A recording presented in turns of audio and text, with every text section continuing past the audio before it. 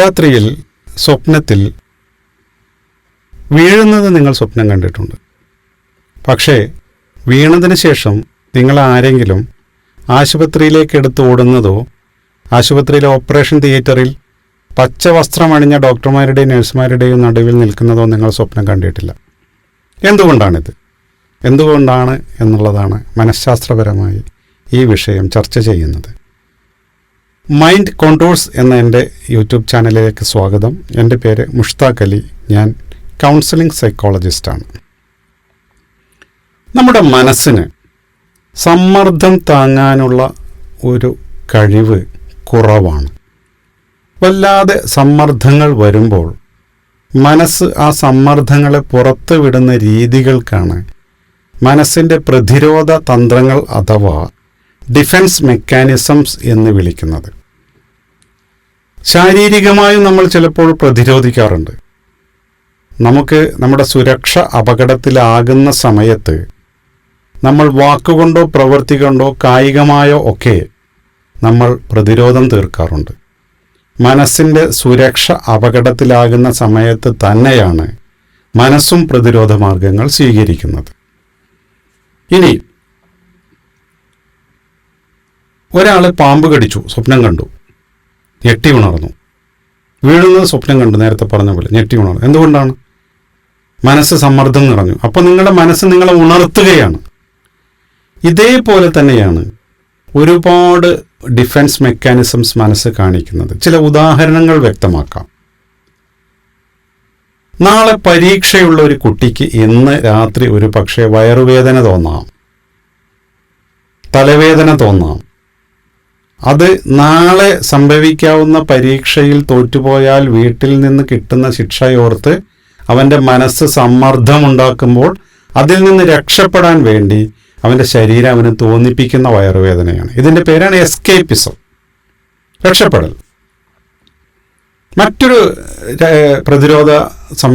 പ്രതിരോധ മെക്കാനിസത്തിൻ്റെ പേരാണ് ഡിനയൽ. ഒരു യുവാവ് ഒരുത്തിയുമായി പ്രണയത്തിലായി. പക്ഷെ കല്യാണമായപ്പോൾ പ്രണയത്തിൽ നിന്ന് പിന്മാറി അവൾ വേറെ കല്യാണം കഴിച്ചു പോയി. ഇയാൾക്ക് ആ പെൺകുട്ടിയെ കിട്ടിയില്ല. ഈ സമ്മർദ്ദം അയാളുടെ മനസ്സിൽ കിടക്കുകയാണ്. അപ്പോൾ ആ പെൺകുട്ടിയെക്കുറിച്ച് മോശമായി പറഞ്ഞു നടക്കുക, അതിൽ നിന്ന് രക്ഷപ്പെട്ടത് നന്നായി എന്ന് സ്വയം വിചാരിക്കുക, അങ്ങനെ മറ്റുള്ളവരെ പറഞ്ഞ് വിശ്വസിപ്പിക്കുക. ഇതൊക്കെ ഡിനയൽ എന്ന ഒരു ഡിഫൻസ് മെക്കാനിസത്തിൻ്റെ ഭാഗമാണ്. മറ്റൊന്നുണ്ട്, റേഷണലൈസേഷൻ. ഒരു ഹോട്ടലിൽ കയറി നന്നായി ഭക്ഷണം കഴിച്ച് അവിടെ ബില്ല് കൊടുക്കാതെ ഇറങ്ങിപ്പോരുക വഴി അയാളുടെ ഉള്ളിൽ കുറ്റബോധം ഉണ്ടാകുന്നുണ്ട്.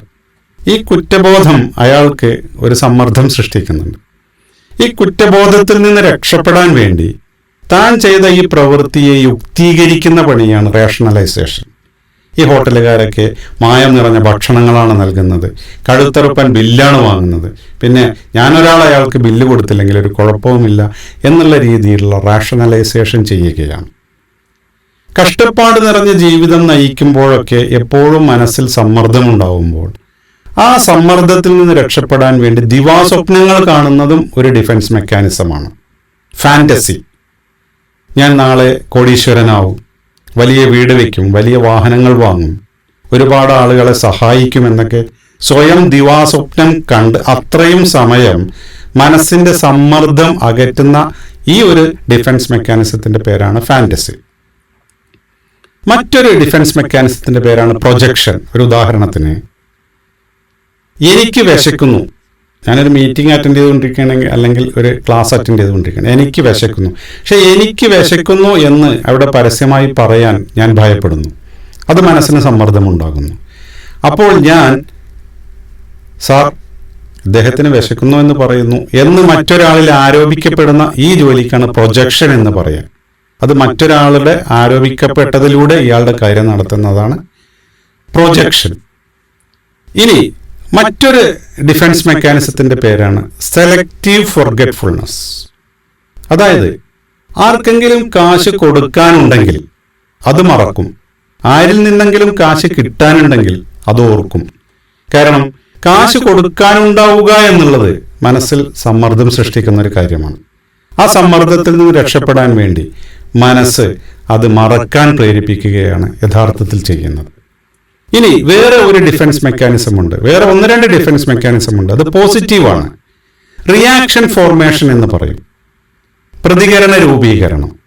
അതായത് മദ്യപിച്ച് മദ്യത്തിന് അടിമപ്പെട്ട് കളയുമോ എന്ന് തോന്നുന്ന ഘട്ടത്തിൽ മദ്യനിരോധന പ്രസ്ഥാനത്തിൽ സജീവമായി പ്രവർത്തിച്ച്, ആത്മീയതയിൽ സജീവമായി ഇടപെട്ട്, മതപരമായ ചടങ്ങുകളിൽ സജീവമായി ഇടപെട്ട് ഞാൻ ഭയപ്പെടുന്ന തെറ്റുകൾ ചെയ്യാതിരിക്കാൻ വേണ്ടിയുള്ള പ്രവർത്തനങ്ങൾ ഏർപ്പെടുന്നതാണ് റിയാക്ഷൻ ഫോർമേഷൻ. ഇതും മനസ്സിന്റെ ഒരു പ്രതിരോധ തന്ത്രം തന്നെയാണ്. മറ്റൊന്നാണ് കോമ്പൻസേഷൻ. എൻ്റെ ശാരീരിക പ്രകൃതി കൊള്ളുന്നില്ല എന്നെനിക്ക് തോന്നുമ്പോൾ അത് മേക്കപ്പ് ചെയ്യാൻ വേണ്ടി, അതിനെ മറികടക്കാൻ വേണ്ടി കായികമായ പ്രവൃത്തികളിൽ ഏർപ്പെട്ട് മേന്മയുണ്ടാക്കുന്നതാണ് കോമ്പൻസേഷൻ. കോമ്പൻസേഷനും റിയാക്ഷൻ ഫോർമേഷനും ഒക്കെ വളരെ പോസിറ്റീവായിട്ടുള്ള മനസ്സിന്റെ ഡിഫൻസ് മെക്കാനിസങ്ങളാണ്.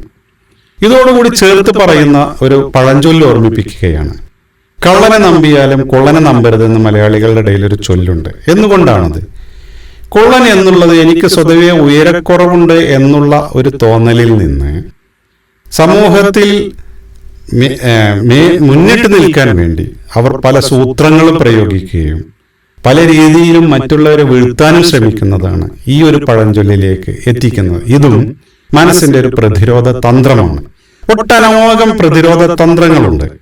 എന്റെ തൊലിക്ക് നിറം കുറവാണെന്നുള്ള ബോധം എന്നെ വല്ലാതെ വേട്ടയാടുമ്പോഴാണ് എന്റെ ബാഗിൽ പൗഡർ പഫുമായി ഞാൻ നടക്കുന്നത്. എനിക്ക് ഉയരം കുറവാണെന്നുള്ള തോന്നൽ എന്നിൽ സമ്മർദ്ദം സൃഷ്ടിക്കുമ്പോഴാണ് ഹൈ ഹീൽ ചെരുപ്പിട്ട് നടക്കാൻ എന്നെ പ്രേരിപ്പിക്കുന്നത്. എന്നാൽ എല്ലാ തൊലി നിറം കുറഞ്ഞവരും എല്ലാ ഉയരം കുറഞ്ഞവരും ഇങ്ങനെയൊന്നും ചെയ്യുന്നില്ല. കാരണം അവരിൽ അത് സമ്മർദ്ദം സൃഷ്ടിക്കുന്നില്ല എന്നുള്ളതാണ്. ഇങ്ങനെ ഓരോരുത്തരുടെയും മനസ്സിന്റെ പ്രതിരോധ തന്ത്രങ്ങൾ പഠിക്കുക വഴി ഓരോരുത്തരും പ്രകടിപ്പിക്കുന്ന സ്വഭാവങ്ങളുടെ അടിസ്ഥാന കാരണങ്ങൾ നമുക്ക് കണ്ടെത്താനും അവരെ ശരിക്കും മനസ്സിലാക്കാനും കഴിയും മനഃശാസ്ത്രപരമായി ചിന്തിക്കുക വഴി. Okay, thank you.